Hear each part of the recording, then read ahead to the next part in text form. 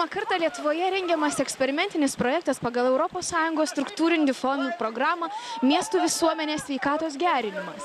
Nors iki vasaros dar toli, bet žmonės jau maudosi Vilnelėje Sereikiškių parke, nebijodami sušalti, nes vanduo čia plius 35 laipsniai. Iki šiol terminės maudyklos arba žiemos pliažai veikdavo tik prie geoterminių karšto vandens telkinių Lenkijoje, Čekijoje, Slovakijoje. Bet mokslui žengiant į priekį tai tapo įmanoma ir Lietuvoje. Bendra Lietuvos ir Šveicarijos fizikų įmonė Worm Solutions, laimėjusi ES projektą, jau baigė sumontuoti reikiamą įrangą.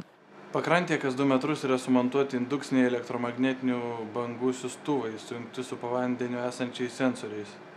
Sužadintos vandens molekulės akimirksniu sušyla iki 35 laipsnių Celsijaus ir toliau jų būsena palaikoma tol, kol jos gauna impulsus iš siųstuvų.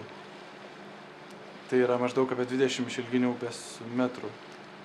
Pradinis vandens molekulių sužadinimas vyksta izotopinių teigiamai įkrautų jonų generatoriaus pagalba dar prieš maudyklą, o jau po to tik palaikoma terminė būsena molekulių siųstuvais. Taip kad žmonių sveikatai tai tikrai neigiamos įtakos neturi. Ar nešalta maudytis? Oi, ką jūs. Labai nuostabu, gražu. Šilta, tik tai lauke va jau šaltoka dar. Kitas su vaikais ateisim. Vilniečiai pliažų galės mėgauti savaitgaliais nuo 10 iki 15 valandos. ES šiam projektui skyrė 500 000 eurų. Dar 400 000 litų surinkta iš savivaldybės bei privačių lėšų. Oi, per karštas vanduo truputėlį temperatūrą reikia mažinti.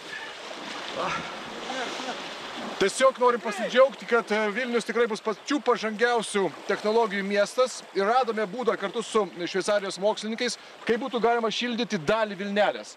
Taigi Vilniečiai galės maudytis ir žiemą, ir pavasarį, ir rudenį. Nuo vasarą, aišku, ir taip šilto, tai nereikia šildyti. Jei projektas pasiteisins, Vilniaus miesto savivaldybė žada, kad pliažas veiks kasmet.